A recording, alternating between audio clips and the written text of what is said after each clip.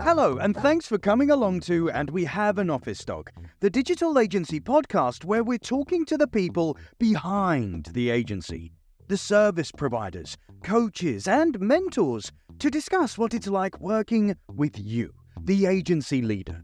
With your host, Chris Simmons, the Agency Accelerator, talking to a different agency growth partner in each episode. What they love about working with you, what they wish you knew, all will be revealed. Okay, so let us begin. Over to you, Chris. Thanks, voiceover guy, and I'm really pleased to have Debra Spurway from the HR department on today. How are you doing, Debra? Very well, thank you, Chris. On a sunny Monday morning. Yes, well, and thankfully you said Monday because this does go out on a Monday, just not this Monday. So when you're listening to this, you are indeed, hopefully, experiencing a lovely sunny Monday morning yourselves. Debra, first of all, give us a bit of an introduction to yourself and then obviously who the HR department are and what you guys do as well. So I'm called Debra Spurway. I'm a business owner. Like most of you who will be listening, we've all had the pains of starting a business and hopefully growing a business. Set up the business called the HR department, and the HR department is about providing employers with correct employment documentation and giving them advice to hold their hands and coach them through what can be painful situations, but at the same time looking at a bit of a roadmap as to how we navigate through as we grow our business and we bring people on board, how they make the contributions to our business and how they remain happy and want to stay in our business. So I've got a question for you that's been burning in my mind a little bit. It's a bit like, where do the therapists go for therapy? Where do HR professionals go for their own kind of advice in that area? Because it's easy to kind of not put a mirror up to your own thoughts when it comes to your own sphere of awareness and knowledge. So, if you're an SEO agency, you don't typically look at what's going on outside because you think that you know it. So, how do you guys do that sort of thing? Do you do much introspection? Yeah, I think that's really quite a valuable question, and certainly on the basis that when you start your business in HR, you're continually, any business owner is looking to undertake business in what their specialist subject is. And then the business pours in and you can forget the other things. So the mirror is really important to understand that for us, employment documentation has to be correct. Obviously, the people we employ understand that. The way in which we deal with people, the way in which we bring people along, one-to-ones, probation reviews, roadmaps, appraisals, performance reviews, we are continually looking at that. If we get difficult situations, there are a number of minds that might talk about it together. Generally, if it's in your business, there'll be your business partner, such as I have Peter Jones. But at the same time, you've got to look commercially at some of the decisions that you need to make. And that's something where we do step aside. We are aside from many sort of call centres because we are looking to keep an eye on that profit that we're making and making sure that we're not going to add a loss to it through the people. So generally, we have some very good friends who are employment law solicitors who may have dealt with cases a little bit unusual that we might say, anything you've come across in this way before? And one thing which is kind of aside to some of the questions that we've got for today, one of the things that I think it's really important to distinguish these days is that HR is not the firing department. It kind of has a tangential link to the finance aspect of the business, but there's very much a focus on making sure that there's a well-being area to the business. And something that I found myself and something that other agencies that I speak to are finding is that a lot of people-based issues are expectation setting and balancing expectations with different people, and a lot of people positives, as in the great things you get from people who work with you in the business, come from expectation management and proper expectation setting. And I think that if you think of people like yourselves at the HR department as the people you call when you've got a problem, you're going to have more problems. Is that fair? It's a bit like saying, you know, you're going to have a clinic. You only go to the doctors if you've got a problem. So we try very much to encourage our clients that we are here to be supportive and coaching. We're like an in-house HR department where you drop in with a cup of coffee and you say, you know, Melanie's not quite herself today, but I'm a bit nervous about what I'm allowed to say nowadays. But actually, you're caring about Melanie, but you just want somebody to give you some confidence on how you can approach situations. I mean, Brexit, pandemic, mental health, well-being, social movements, menopause, cost of living crisis. Some employees just don't know where they need to prioritise. But having some of the basics right is important. And in an agency as well, digital agencies in particular, things change so quickly in the industry. It's very hard to focus on things which are outside of your area of expertise, and therefore on the list of things to do that seem to be filtering towards the bottom oftentimes. And you can lose some great people, or you can risk managing some great people without the right sort of frameworks in place. And I think that sometimes when you're looking at things you can do well, okay, I'm an SEO agency and I've got an underperformer, I'm going to train them how to do SEO better. That might be the solution to the individual problem. But if it's a people behavior, or it's a performance-based thing which is not connected to direct skill-related things, you often ignore it as long as you can, until that can becomes very big and very heavy and unable to kick it any further. That's because we like to be liked, and we're fearful that that person who's doing an okay job for us, or on a project, we can't do without them at this time, so we're just going to let that go. And that, I would say, Chris, is people don't wake up in the morning with the call for action, or I must go and get an HR team to help and support me. They wake up to a problem, and then that's their call to action. So people do like to be liked, and we all like to be liked. And that means at times, because we don't have that skill, we forget it. And those are generally the biggest problems that we end up with. And they go, I know I should have done something before. Yeah, completely agree.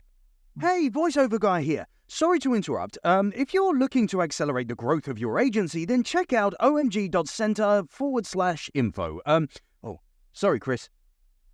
So, talked about call to actions, and the guy jumps in with an ad with a call to action. You should have listened to that call to action, everybody.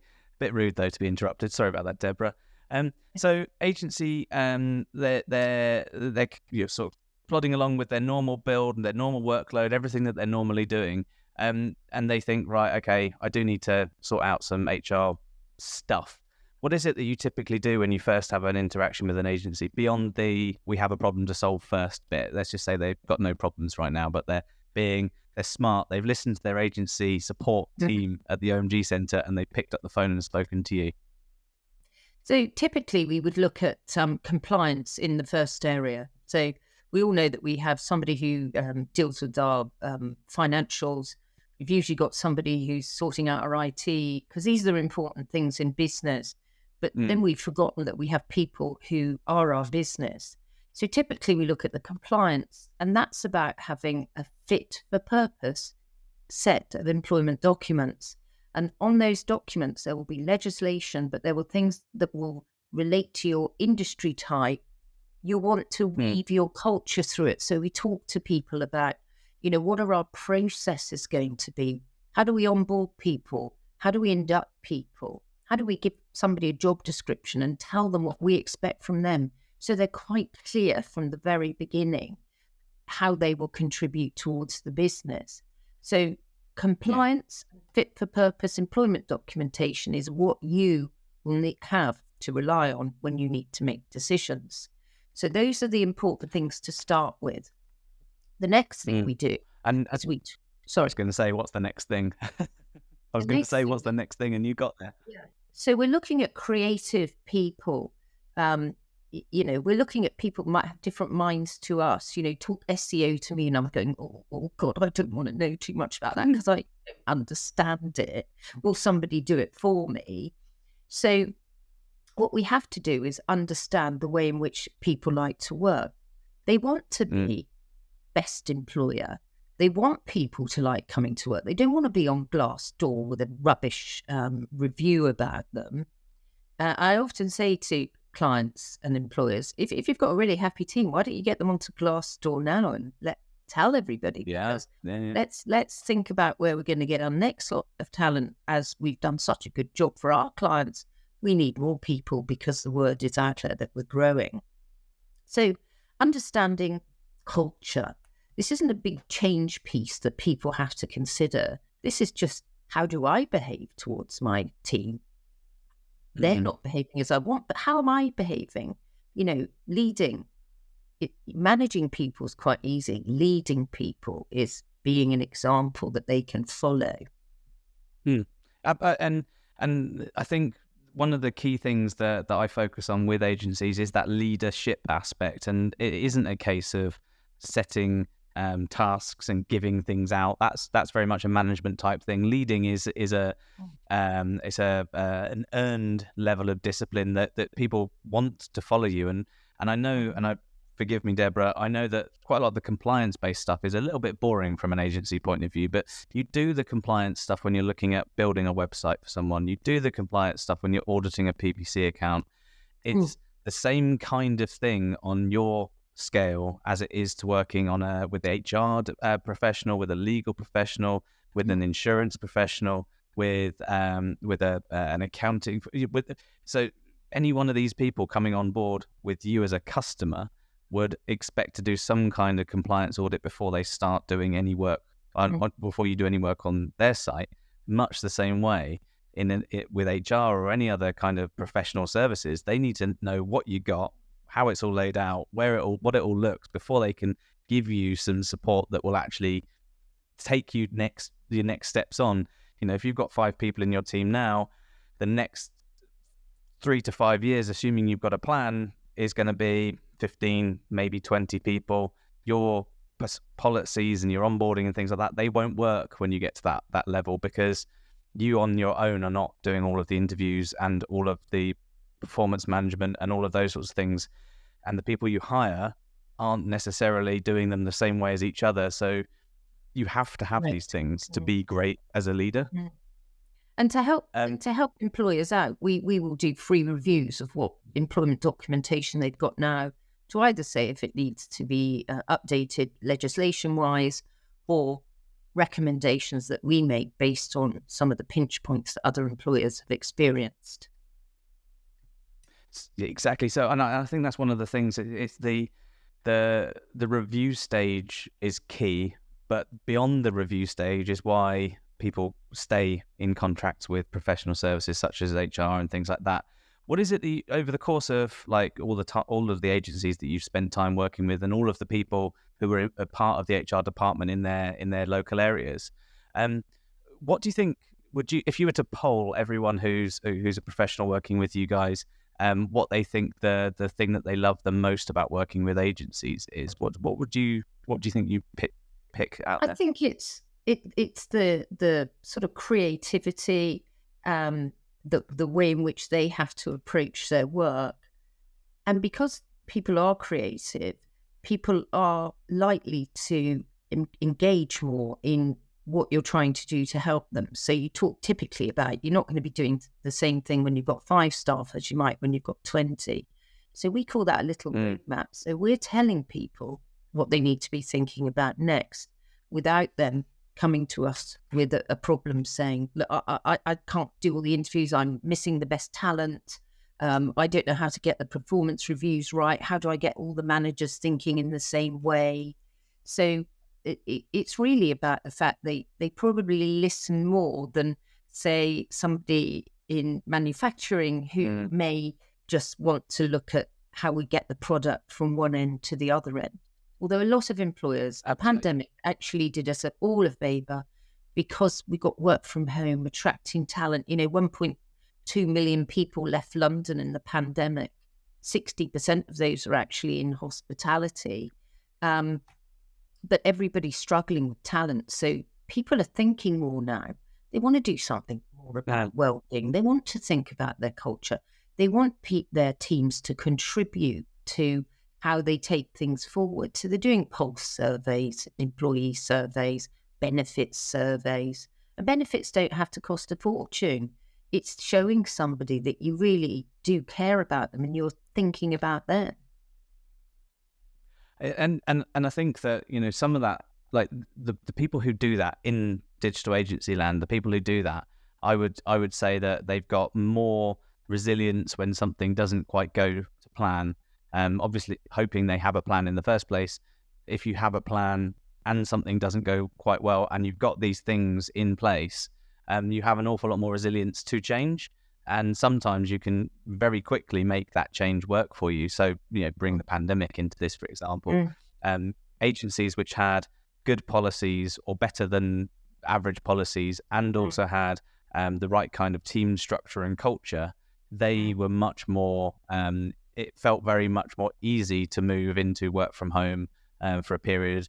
And those same ones now are doing quite well at doing a kind of approach, because everyone's kind of realized, we don't have to be together 5 days a week, but it'd be nice to be together a couple of days a week. And they're able to do that and manage that properly without it kind of having a negative impact on this kind of elastic band of staff, which is quite stressful, I think, for people. Yeah, I agree. Sorry, please. No, I'm interrupting you. I was just going to say I agree, because we're finding a lot more interest in actually how you help people manage their teams when they are actually working from home. It's about time and it's about efficiency. We all got a little bit too used to just pinging the Teams button, and actually you don't know if somebody's right in the thick of something, interrupting somebody. For us personally, we very clearly mark our diaries. We mark our diaries to say if we're on a project, if we need some time aside.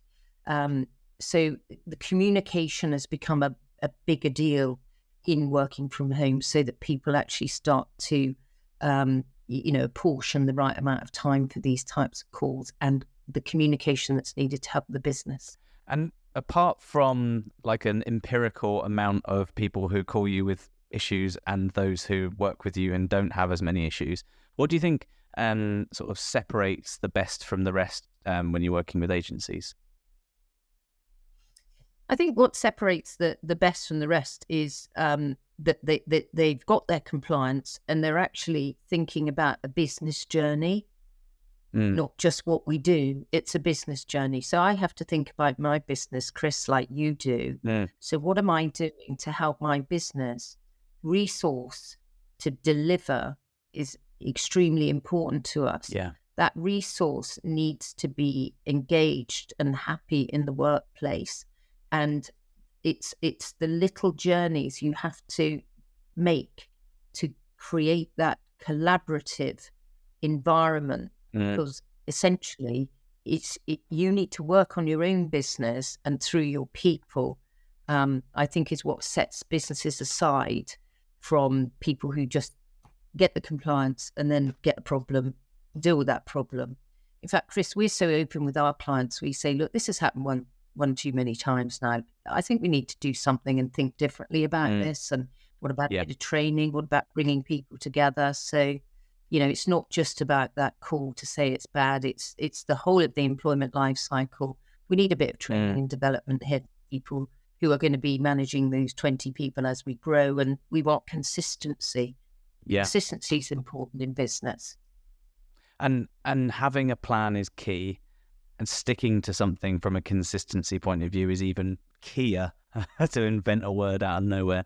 It's good, all well and good having a plan, but if you keep changing it every 6 months, it's not a plan. It's just what you feel comfortable with at the time. I can say for sure, having spoken to a good few number of people who work in your local offices, how happy they are at what they do. Considering from my point of view, it's this compliance-y type stuff is not my bag. But having spoken to quite a few of your people, I can see that they very much enjoy working with you guys. So there's no cobbler's shoes mentality going on at the HR department. If you do it, then you practice what you preach, and that's really, really important, I think. Exactly. Exactly. What would you say if you'd spent poured budget into a magic wand in your R&D department of the HR department? what one thing could you use that magic wand for that would change across the whole agency space? I think the tools that people have to work with every day is vitally important. There's nothing worse than when your CRM system goes down or some technology is not working. You can't get the right support side on the IT side. That would be a critical area for us. We are very much a people business and we like to talk.